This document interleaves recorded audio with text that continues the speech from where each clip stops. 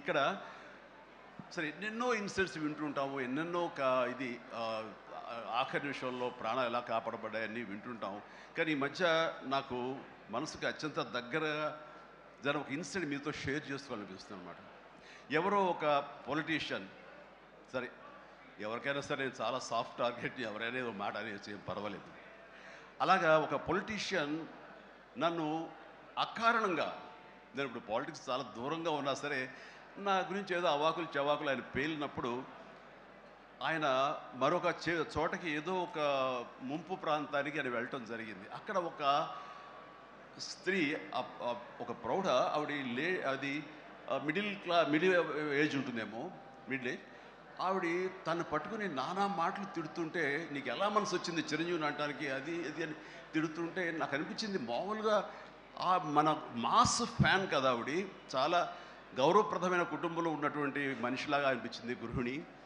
ఆవిడ ఎందుకు అంత ఇదిగా మాట్లాడుతుంది, ఆవిడెవరు, ఆవిడ చూస్తుంటే మామూలుగా సినిమా ఫ్యాన్ లాగానో చిరంజీవికి వీరాభిమానంగానో కాదు, ఇంకేదో ఉందంటూ నాకు అనిపించి ఆవిడ గురించి తెలుసుకోవాలని మన ఒక జర్నలిస్ట్ సోదరు ఎవరినో పంపించి తెలుసుకోవాలంటే వాళ్ళు చేసినటువంటి ఇంటర్వ్యూలో విజువల్స్ నాకు చూపించారు.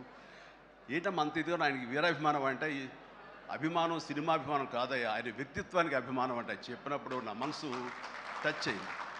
ఏంటమ్మా అంత ఇదిగా ఏంటమ్మా ఆయన మీకైనా సహాయం చేశాడు, ఏం చేశాడు, సహాయం చేయటువంటి అయ్యా, నా బిడ్డ ప్రాణాలను కాపాడాడు అని అన్నప్పుడు, ఏ విధంగా ఏంటి అని అన్నప్పుడు, నా బిడ్డకి రాజమండ్రిలో దగ్గర ఒక పల్లెటూరుది, రాజమండ్రిలో కానీ కాకినాడలో కానీ నా బిడ్డకి ప్లేట్లెట్స్, డెంగ్యూ వచ్చేసి ప్లేట్లెట్స్ బాగా డౌన్ అయినప్పుడు వితిన్ అవర్స్ నా బిడ్డ కనుక ప్లేట్లెట్స్ సమయానికి అందకపోయి ఉంటే కనుక వాడు ఏమైపోయాడు, పాటిగా దూరం అయిపోయేవాడు. అంటే ఒక 8 ఏళ్ల బాలుని అబ్బాయిని పిలిచి పక్కన కూర్చోబెట్టుకుని ఆ తల్లి చెప్తుంది, మరి ఎవరో చెప్పారు చిరంజీవికి ఫోన్ చేయపోయావమ్మని. నేనేంటి చిరంజీవి ఫోన్ చేయటువంటి, ఎక్కడ నుంచి చేయగలను, ఆయన ఎక్కడో ఉంటాడు, ఎలా చేయాలి ఫోన్ అని తెలియని పరిస్థితుల్లో, లేదమ్మా బ్లడ్ బ్యాంక్ చేయి, వాళ్ళు ఖచ్చితంగా ఎత్తుతారు ఫోను, నీకు కాల్ సహాయం చేస్తారంటే, వాడు గంటల్లో కావాలి, అది ఎక్కడో ఉంది హైదరాబాద్లో, ఎలాగొస్తుందో అనుకున్నాను. కానీ అయినా సరే ఎక్కడో ఆశ చావక ఫోన్ చేయడం జరిగింది. ఫోన్ చేసిన తర్వాత అక్కడ స్పందించి అక్కడ సిబ్బంది వెంటనే రాజమండ్రి పరిసర ప్రాంతాల్లో ఉన్న అభిమానులు, ఆ బ్లడ్ గ్రూప్ ఎవరికైతే ఉందో అభిమానుల్ని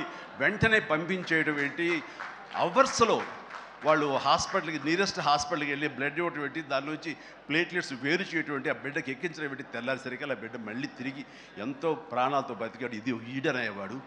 ఆయన కనుక సమయానికి చేయకపోయి ఉంటే నా బిడ్డ ఏమైపోయాడు. అలాంటి మనుషుల ఈ తుచ్చులు నీచులు కలిసిందని మాట్లాడతారు.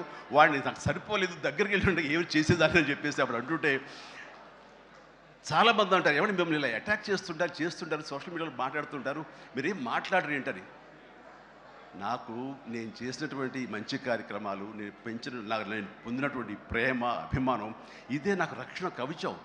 నేను మాట్లాడక్కర్లా, నేను చేసుకున్న మంచి మాట్లాడుతున్నట్టు నేను అలాగే అంటుంటాను, ఇది సత్యం. సో ఆ తర్వాత మళ్ళీ ఆ సదరు రాజకీయ నాయకుడు మళ్ళీ ఎక్కడా మాట్లాడేది నాకైతే వినపడలేదు. అంటే వాళ్ళకు కూడా మనసు ఉంటుంది కదా, వాళ్ళకి ఒక అంతరాత్మ ఉంటుంది కదా, వాళ్ళకి తెలుసు. ఇంటికి వెళ్ళేసరికి ఆయన అంతరాత్మ చెప్పబోయిన ఇంట్లో వైఫ్ అని చెప్పుద్ది, ఏంటి చెప్పు నోరు అని. సో ఇలా ఉంటుంది అన్నట్టు వాళ్ళ ఇది. సో మనం మాట్లాడక్కర్లేదు, మనం చేసుకుంటూ వెళ్ళిపోతూ ఉంటే కనుక ఎవరైతే ఇలాంటి రాతలు కానీ చేతలు కానీ మాటలు కానీ అంటారో వాళ్ళకి అదే సమాధానం. అందుకని నేను ఎప్పుడు దేనికి స్పందించను, అవసరం నాకు లేదు. మంచి చేసుకెళ్ళిపోవటమే, ఇలా మంచి చేసేటువంటి మాలాంటి తమ్ముళ్ళకి నేను సహాయంగా నేను ఉండటమే తప్ప ఇంకోటేం కాదు. అండ్ అనుకూలమైన ఇక thank you.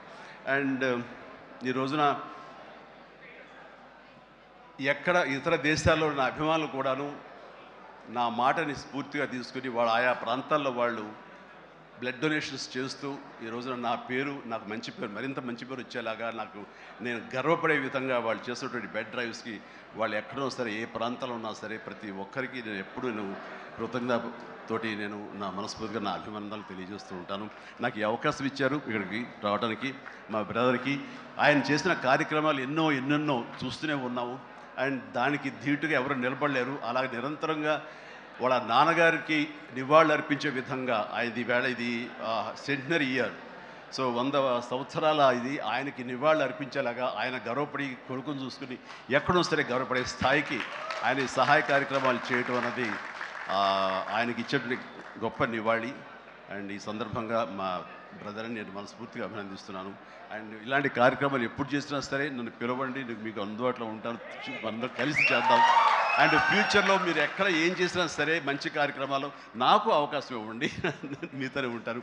And thank you everybody. నమస్తే, థ్యాంక్ యూ. అంకుల్ డాడీకి మీరు సర్టిఫికేట్ ఇస్తారా?